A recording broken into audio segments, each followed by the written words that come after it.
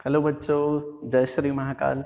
कल हमने पढ़ा था किरण प्रकाशिकी के बारे में, परावर्तन के बारे में और परावर्तन के प्रकार के बारे में पढ़ा था। लेकिन आज हम पढ़ रहे हैं दर्पण के बारे में। किसके बारे में पढ़ रहे हैं? दर्पण के बारे में। तो मैं यहाँ लिख रहा हूँ दर्पण। दर्पण को अंग्रेजी में कहते हैं मिरर। और सबसे इंटरेस्टिंग बात बच्चों ये है कि ये जो चैप्टर है ये 12th में सबसे ज़्यादा नंबर का आता है।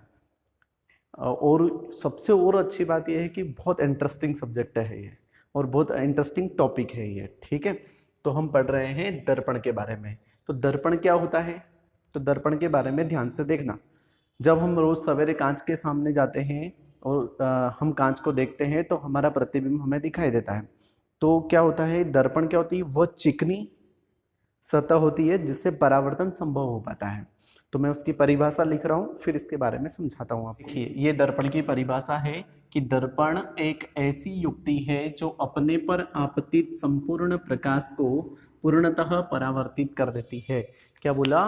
कि दर्पण एक ऐसी युक्ति है। कौन सा दर्पण? दर्पण, ये एक दर्पण है। तो दर्पण एक ऐसी युक्ति है जो अपने पर आपतित संपूर्ण प्रकाश को पूर्णतः परावर्तित कर देती है। कोई प्रकाश है, ये इसके ऊपर आ रहा है, ये यहाँ पे आपतित हुआ और टकरा के वापस निकल गया।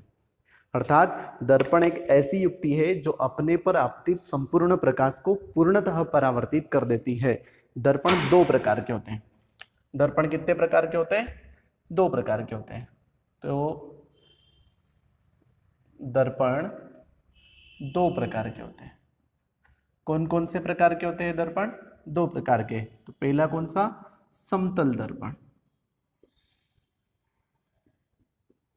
प्लेन मिरर, इसको अंग्रेजी में बोलते हैं प्लेन मिरर। और दूसरा इसका भाग होता है दर्पण, दूसरा प्रकार होता है गोलीय दर्पण। गोलीय दर्पण, इसको स्फेरिकल मिरर बोलते हैं। अब समतल दर्पण किसे कहते हैं? तो ध्यान देना, इधर देखो मैं एक डायग्राम बना रहा हूं। ये सीधा सीधा अपन ने कांच ले लिया, एक दर्पण ले लिया, और ये इसकी पालिश वाली सतह है। इसका नाम क्या है? पॉलिश सतह। और ये जो इधर वाली ये जो साइड है, ये है परावर्तक पृष्ठ। अच्छा, इसको परावर्तक पृष्ठ क्यों बोलते हैं? कि यहां से कोई प्रकाश की किरण आती है और टकरा के चली जाती है, तो मतलब परावर्तन होता है, इसलिए इसका नाम परावर्तक पृष्ठ रख दिया जाता है। अब इसकी डेफिनेशन कितनी सरल है, ध्यान देना, पहले से सुनना, फिर मैं आपको लिख के भी बताता हूं। समतल दर्पण की परिभाषा, प्लेन मिरर की परिभाषा क्या है? जिसका परावर्तक पृष्ठ समतल होता है, जिसका परावर्तक पृष्ठ क्या होता है? समतल होता है, उसे क्या बोलते हैं? समतल दर्पण होता है। देखिए, जिसका परावर्तक पृष्ठ समतल होता है उसे समतल दर्पण कहते हैं। किसका? ये देखो, ये जो कांच दे रखा है, देखो एक जैसा समतल दे रखा है, तो क्या बोलेंगे कि जिसका परावर्तक पृष्ठ समतल होता है उसे समतल दर्पण कहते हैं।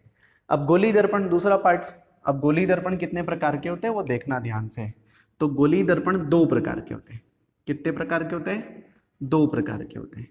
एक होता है अवतल दर्पण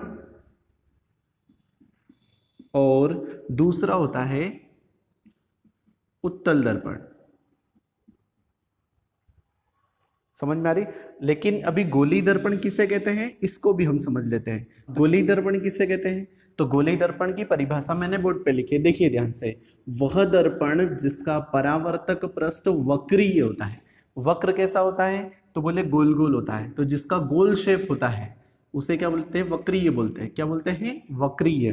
तो वह दर्पण जिसका परावर्तक पृष्ठ वक्रीय होता है उसे गोली दर्पण कहते हैं। अब गोली दर्पण दो प्रकार का होता है, एक अवतल दर्पण और एक उत्तल दर्पण। अब क्या होता है देखना ध्यान से। यहां से अवतल दर्पण का आगे का अल्फाबेट ले लेते हैं अपन। अ से ले लेते। अ का मतलब होता है अंदर धंसा हुआ। क्या लिखा अपन ने? अ से क्या लिखा? अंदर धंसा हुआ। और उ का मतलब होता है उभरा हुआ। अब क्या मीनिंग निकला इसका, क्या होता है ये अंदर धसा हुआ उभरा हुआ? तो देखो इससे याद करने की हमें टेक्निक मिलती है। तो ध्यान देना, अवतल दर्पण कैसे कहते हैं? तो अवतल दर्पण में जिसका परावर्तक पृष्ठ अंदर धसा होता है। अब ये क्या है? एक गोलीय दर्पण है जिसका शेप कैसा है? वक्राकार है, वक्रीय है। और ये क्या है? उत्तल दर्पण है। अब इसकी देखो परिभाषा बन के आएगी सामने। अब मैं एक एक चीज वापस क्लियर कर रहा हूं, ध्यान से बोर्ड पर देखना। ये वाली सतह कौन सी है? पॉलिश वाली सतह है। कौन सी सतह है? पॉलिश सतह। और ये वाली सतह कौन सी है? परावर्तक पृष्ठ। कौन सा पृष्ठ है ये? परावर्तक पृष्ठ। और इधर परावर्तक पृष्ठ कौन सा है? इधर वाला, ये इसका परावर्तक पृष्ठ है। और पॉलिश वाली सतह कौन सी है? ये पॉलिश सतह है। तो ध्यान देना, डेफिनेशन कैसे बनेगी कि जिसका परावर्तक पृष्ठ अंदर धसा हुआ होता है, देखो अंदर धसा हुआ है, जिसका परावर्तक पृष्ठ अंदर धसा हुआ होता है उसे अवतल दर्पण कहते हैं। समझ में आई?